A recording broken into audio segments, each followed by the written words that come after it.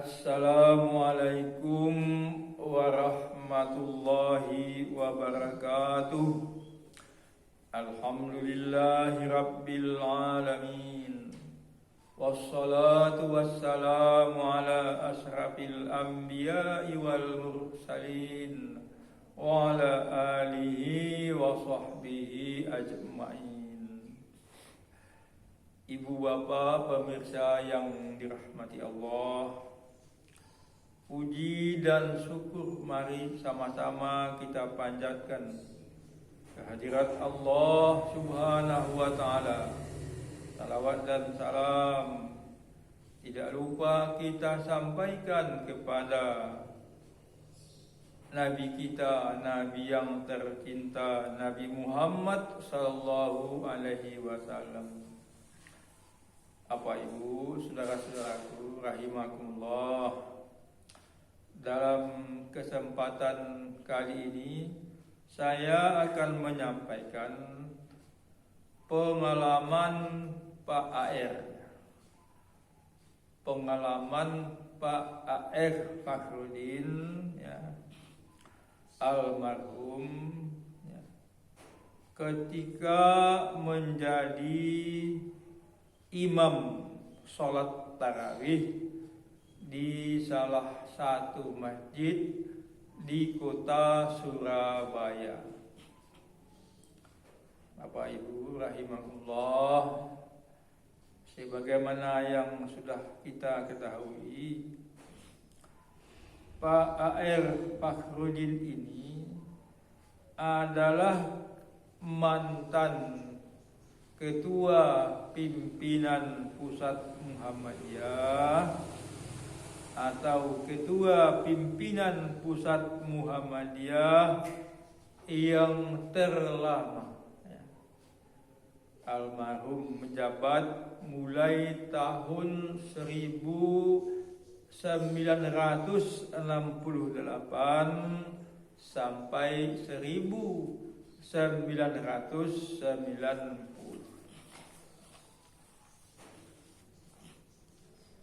Nah, di satu waktu, di bulan suci Ramadan, Pak Kiai Haji A.A. Fakhrudin ini, ya, yang terkenal dengan Pak AR, diundang untuk menyampaikan ceramah Ramadan menjelang sholat tarawih, ya, di sebuah masjid di Surabaya. Nah, biasanya ya setelah sholat tarawih, setelah menyampaikan ceramah, ya, baru dilaksanakan sholat tarawih. Pak AR diminta oleh takmir, oleh panitia masjid untuk menjadi imam sholat tarawih, ya. Sebagaimana yang lazim, ya, yang biasa kalau penceramah itu sekaligus juga diminta untuk imam sholat tarawih. Bapak Ibu, ya, saudara-saudaraku rahimakumullah, sebenarnya Pak AR ini almarhum sudah berusaha untuk menolak secara halus. Namun berhubung oleh panitia atau takmir, tetap saja diminta agar Pak AR ini menjadi imam sholat tarawih. Nah, Pak AR tentu tidak enak, ya, kalau disuruh terus untuk menjadi imam. Akhirnya Pak AR ini bersedia menjadi imam sholat tarawih. Sebelum sholat dimulai, ya, Pak AR bertanya kepada jamaah, Bapak Ibu jamaah sekalian, kata Pak Air, biasanya sholat tarawih di sini, di masjid ini dilaksanakan 11 rakaat atau 23 rakaat nggih. Jamaah menjawab dengan serentak, 23 rakaat Pak Air. Baiklah, kata Pak Air, mudah-mudahan saya mampu melaksanakan sholat tarawih 23 rakaat sebagaimana kebiasaan di sini. Artinya Pak Air mau sholat tarawih 23 rakaat. Bapak Ibu rahimakumullah, biasanya sholat tarawih di masjid itu selesainya sekitar jam 8 malam. Walaupun sholatnya 23 rakaat. Mulailah Pak Air mengimami sholat tarawih dengan tumakninah, dengan tenang, pelan, ya, tidak tergesa-gesa. Dan bacaannya, ayat yang dibaca Pak Air ketika sholat tarawih itu rakaat demi rakaat, panjang-panjang. Bapak Ibu, saudara-saudaraku, ya pemirsa yang dirahmati Allah, sholat tarawih baru saja selesai di rakaat yang ke-8. Sedangkan waktu ketika itu sudah menunjukkan pukul 8:30 atau setengah 9.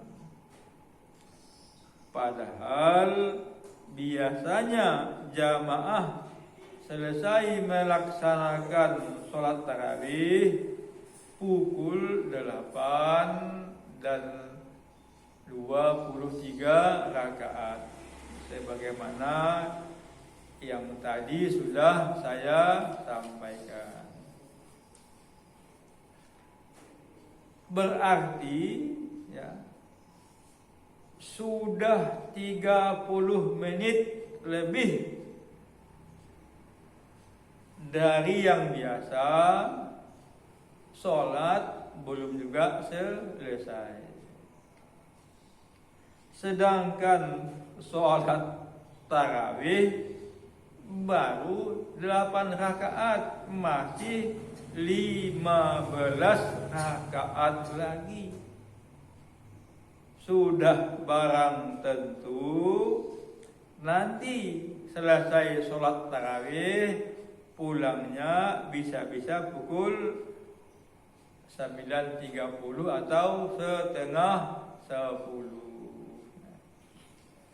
Bapak Ibu, ya saudara-saudaraku yang dirahmati Allah, ya, melihat keadaan ini, Pak Air sebelum melanjutkan sholat tarawih menghadap ke jamaah. Lalu Pak Air bertanya,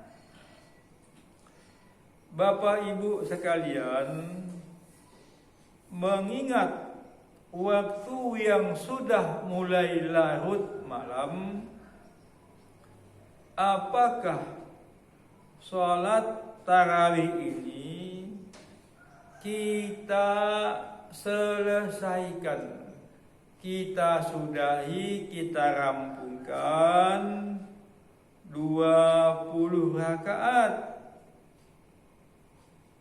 atau kita tutup saja dengan sholat witir 3 rakaat.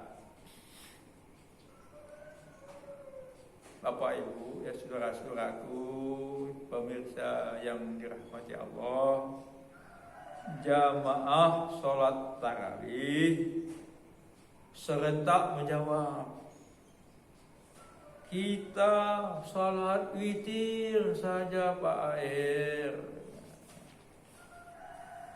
Bapak Ibu, saudara-saudaraku rahimakumullah, akhirnya Pak Air mengimami sholat witir 3 rakaat.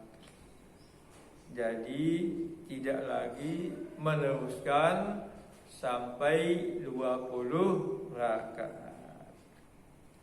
Dengan demikian, sholat tarawih ketika itu yang diimami oleh Pak AR berjumlah 8 rakaat, ditambah witir 3 rakaat, berjumlah 11 rakaat.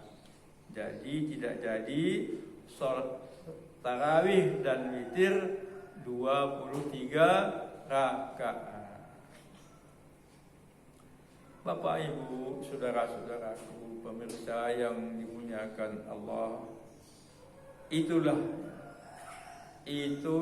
sosok Pak AR dalam menyampaikan tausiah, menyampaikan ceramah.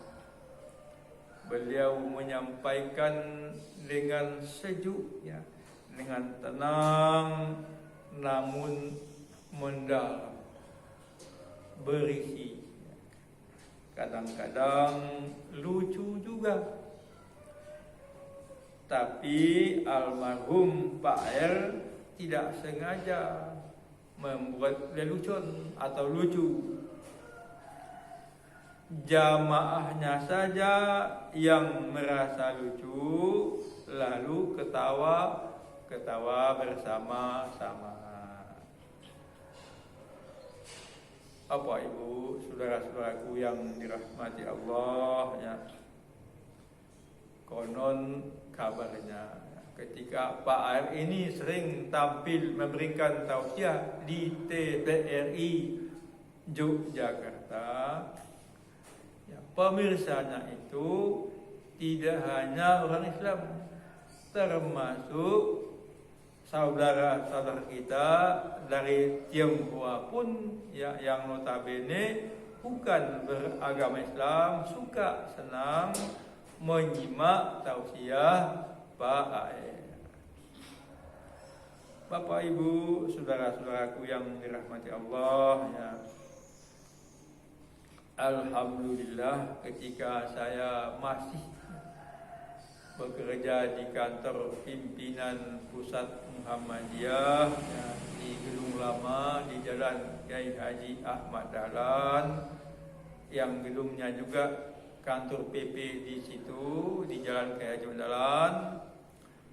Saya sering mendengarkan tausiah Pak AR ini, entah itu di musala gedung PP Muhammadiyah atau di tempat-tempat lain, ya, dalam acara pengajian Muhammadiyah dan pengajian lainnya. Bapak Ibu, saudara-saudaraku yang berbahagia, yang terpenting, saya ulang lagi, yang terpenting kita ambil pelajaran dari almarhum Pak AR ini di sekarang ini, ya, adalah almarhum dalam menyampaikan keyakinannya dalam menyampaikan prinsipnya tidak kasar, tidak kasar, tapi lembut, tidak terasa. Artinya apa? Tidak menghujat, tidak menghakimi, dan tidak membuat sakit hati para pendengarnya. Kemudian almarhum Pak AR ini dalam menyampaikan keyakinannya, prinsipnya tidak mencela, tidak menghukum, dan tidak menyalah-nyalahkan. Contohnya, Pak AR punya keyakinan sholat tarawih dan witir itu, ya mohon maaf, adalah 11 rakaat.